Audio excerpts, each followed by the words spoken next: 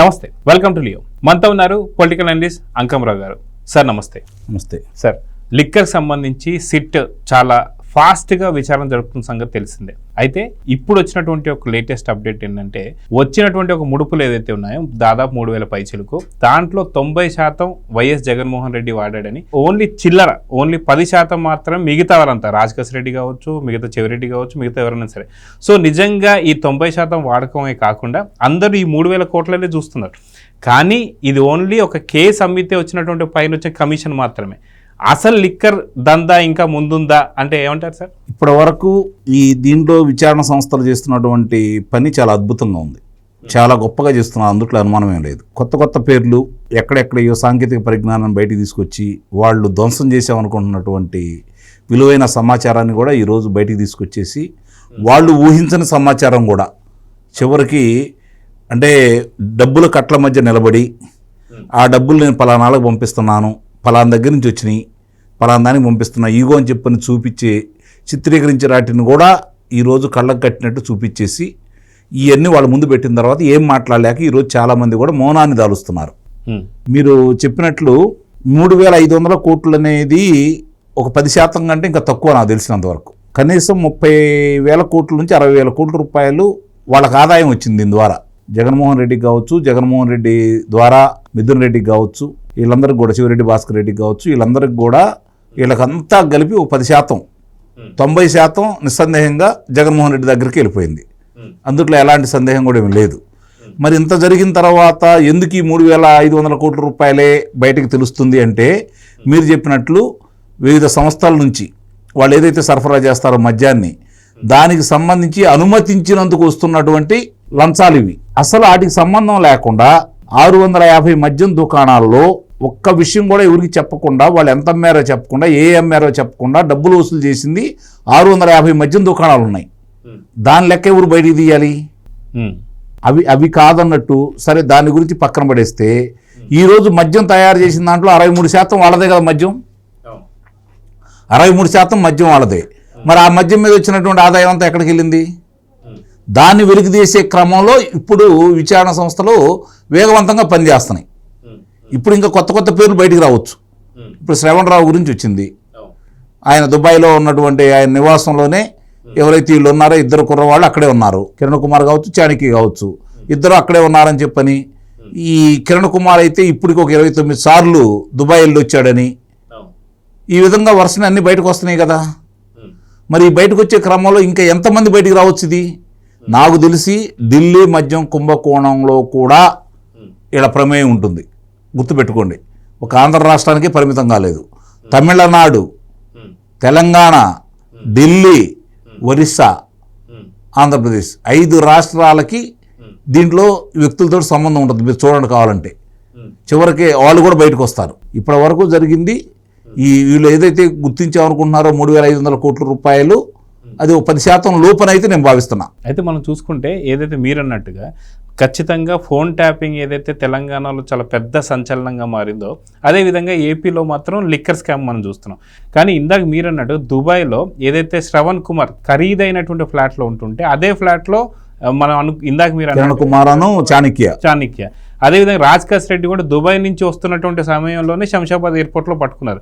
So ఖచ్చితంగా మీరంటే liquor scam ఏదైతే ఉందో ఢిల్లీ లిక్కర్, అది ఆంధ్ర లిక్కర్ కన్నా చాలా చిన్నదని చెప్పేసి 150 కోట్ల రూపాయలు మాత్రమే లంచం తీసుకున్నారని, 2,600 కోట్ల రూపాయలు ప్రభుత్వ ఆదాయానికి నష్టం చేకూర్చారని.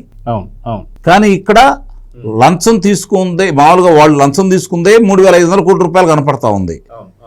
ఇంకా ఎంత ఉందో మొత్తం బయటకు రావాలి ప్రస్తుతానికైతే. మరి మద్యం అమ్మకం కావచ్చు, మద్యం తయారు దాంట్లో కావచ్చు, ఇంకెంత ఉంటుంది? మరి దీనికి అక్కడ ముఖ్యమంత్రిని, కేజ్రీవాల్ని అదుపులో తీసుకున్నారు, ఉప ముఖ్యమంత్రి సిసోడియా గారిని అదుపులో తీసుకున్నారు, ఆ శాఖ మంత్రిని అదుపులో తీసుకున్నారు, ఒక శాసనసభ్యుని కూడా అదుపులో తీసుకున్నారు, కవిత గారిని అదుపులో తీసుకున్నారు. మరి శరత్ చంద్రారెడ్డి అని చెప్పని విజయసాయిరెడ్డి అల్లుడు అన్నయ్యని అదుపులో తీసుకున్నారు. ఇప్పుడు ఒంగోలు పార్లమెంటు సభ్యుడు అయినటువంటి శ్రీనివాసరెడ్డి గారి కుమారుని అదుపులో తీసుకున్నారు. ఇంకా ఎన్ని బయటకు రాస్తాయో నిదానంగా ఒక్కొక్కటి బయటకు వస్తుంది.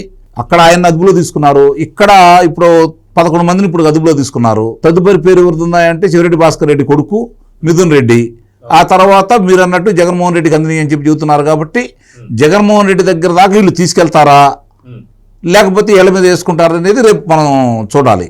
కానీ సాంకేతిక పరిజ్ఞానం అందుబాటులోకి వచ్చింది కాబట్టి ఎక్కడెక్కడ వెళ్ళి వాళ్ళు చెప్పారు కాబట్టి ఎక్కడ జరిగినాయో అర్థమైపోయి ఉంటుంది. అవన్నీ ఇంకా బయట పెట్టలేదు నాకు తెలిసినంత వరకు. అవి కూడా బయట పెడితే ఎక్కడ జరిగినాయో కూడా స్పష్టంగా అర్థమైపోతాయి. దాన్ని దేనికి వినియోగించారు, ఎక్కడెక్కడ ఆ డబ్బుల్ని వినియోగించారు, ఎంత బంగారం లేకపోతే ఏ విధంగా భూముల మీద పెట్టారు, ఈ వివరాలన్నీ కూడా త్వరలోనే బయటకు వస్తాయి. అయితే మీరు ఇందాక అన్నట్టుగా దాదాపు 60,000 కోట్ల నుంచి 70,000 కోట్ల పైచులకే ఈ స్కామ్ ఉండబోతుందని, దీంట్లో ఓన్లీ కేసు పైన తీసుకున్నటువంటి ఒక కమిషన్ మాత్రమే 3,500 పైచులకు. చిన్న అంటే క్వార్టర్ బాటిల్లు 48 ఉంటాయి, 175 రూపాయలు తీసుకున్నారు పేరెన్నిక గన్న సంస్థల నుంచి. అలా కాకుండా కొంచెం నాసిరకం ఉన్నాయి అనుకోండి ఇంకా అదనంగా తీసుకున్నారు.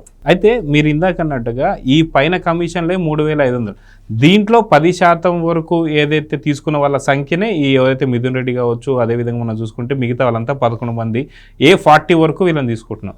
కానీ 90% తీసుకుంది వైఎస్ జగన్మోహన్ రెడ్డి అని చెప్పేసి అన్నప్పుడు 10% వాళ్ళని అరెస్ట్ చేసినప్పుడు 90% తీసుకున్నటువంటి జగన్మోహన్ రెడ్డి అదుపులో తీసుకోవచ్చా లేదా అంటే ఏమంటారు? ఇప్పుడు ఆధారాల కోసమే ఆగుతున్నారు, అంతిమ లబ్ధిదారుడు అతను అందరికీ తెలుసు. ఆధారాల కోసమే ఈ ప్రయత్నాలన్నీ. ఇప్పుడు 99% ఆధారాలు అయితే లభ్యమైనవి, ఆ 1% గురించి మనం మాట్లాడుకోవాలి. ఇప్పుడు మీరు అన్నారు ఒక కేసిరెడ్డికి ఇన్ని వేల కోట్ల రూపాయలు వస్తే మీరు అంత దూరం వెళ్తారేంటి? కేసిరెడ్డికే వస్తే, కేసిరెడ్డికే ఢిల్లీ లిక్కర్ స్కామ్ లో ఉన్న 150 కోట్లు ఒకే ఒక దగ్గర 90 ఎకరాలు హైదరాబాద్ సిటీ హౌస్లో కొన్నారని చెప్పి చెప్తున్నారు. అదే కదా మరి. అంటే మరి ఇవన్నీ ఇంక మిగిలిన వాళ్ళందరికీ ఏమాత్రం మంది ఉంటాయి? ఇంతమంది ఉన్నారు కదా, మిగిలిన వాళ్ళందరూ ఎక్కడ కూడా బయటికి రావాలిగా. ముందుగా ఈ ప్రభుత్వం చేయాల్సింది గుర్తించినట్లు అధికారులు కావచ్చు, ప్రజాప్రతినిధులు కావచ్చు, వాళ్ళ ఆస్తుల్ని ప్రభుత్వం స్వాధీనం చేసుకోవాలి. రెవెన్యూ రికవరీ యాక్ట్ ప్రకారం దోషుగా తేలుతారు, ఎంతో వాళ్ళ శిక్షలు ఎప్పుడు పడతాయి అనే తర్వాత విషయం. అక్రమార్జన స్పష్టంగా అర్థమైపోయింది కాబట్టి దానికి సంబంధించినటువంటి ఆస్తులను కూడా ఇప్పుడు ప్రభుత్వం స్వాధీనం చేసుకోవాలి. అప్పుడు కానీ వాళ్ళ కాళ్ళు చేతులు ఆడకుండా ఉంటాయి. లేదు బెనామీ పేర్లు ఉంటాయి, అవి కూడా స్వాధీనం చేసుకోవాలి. అప్పుడు అసలు విషయాలన్నీ బయటకు వస్తాయి. ఆ బెనామీ చెబుతాడు కదా, లేదు అతనే నెత్తినేసుకుంటే అతనికి ఎక్కడి గురించి వచ్చినాయి. ఇప్పుడు నేను ఉన్నానండి, రేపు పొద్దున్న నేను ఇక్కడ పక్కనే ఒక భవనం కొంటాను, నా పరిస్థితి ఏంటి? నా భవనం కొంటాను డబ్బులు ఎక్కడి నుంచి వచ్చినాయి? విచారిస్తే కదా బయటకు వచ్చేది. ఖచ్చితంగా నాకేమైనా లాటరీ తగిలిందా, లేకపోతే ఐఏఎస్గా వచ్చిందా, లేకపోతే ఎక్కడి నుంచి నేను దోపిడీ చేశానని తెలియాలి అంటే విచారణ చేయాల్సిందే కదా. ఆ విచారణలో అంశాలన్నీ చాలా బయటకు వస్తాయి, మీరు చూడండి కావాలంటే. అయితే జగన్మోహన్ రెడ్డి నిన్న పెట్టినటువంటి ప్రెస్ మీట్ కూడా చాలా ఫ్రస్ట్రేట్ అయిపోతూ సినిమా డైలాగులు కొడుతూ ఏం మాట్లాడుతున్నారో అర్థం కాకుండా మాట్లాడుతున్నారు. ఏదైతే ఈ లిక్కర్ స్కామ్లో ఉన్న వాళ్ళు ప్రతి ఒక్కళ్ళ పేరు చెప్పుకుంటూ వాళ్ళందరినీ అనవసరంగా అమాయకులని అరెస్ట్ చేశారని చెప్పి మాట్లాడుతున్నారు. ఖచ్చితంగా రేపో మాపో జగన్ అరెస్ట్ అవుతాడనే భయంతోనే వీళ్ళందరి పేర్లు కూడా ఈ యొక్క ప్రెస్ మీట్లో తీశాడంటే ఏమంటారు? నిస్సందేహంగా అందులో అనుమానమే ఉంది. ఇక్కడ జరిగింది ఏంటంటే అతను చెప్పిన పేర్లన్నీ కూడా అతను అట్లానే పద్దాకులు ఒల్లి వేస్తేనే మంచిది, ప్రజలకు అర్థమైపోతుంది వాళ్ళు ఏం చేశారో ప్రజలకు తెలుసు. కాబట్టి ప్రజా తీర్పు కంటే న్యాయ నిర్ణేతలు ఇంకెవరు ఉంటారు కదా. ప్రజా తీర్పు ఏ విధంగా వచ్చిందో మనం చూసాము. వాళ్ళు ఎందుకు అంత తీర్పు ఇచ్చారు అతని మీద? ఇప్పుడు అతను మాట్లాడుతున్నాడు, చిత్రాల గురించి మాట్లాడుతున్నాడు, అందుట్లో సంభాషణ గురించి మీరు ఈ విధంగా చేస్తారా?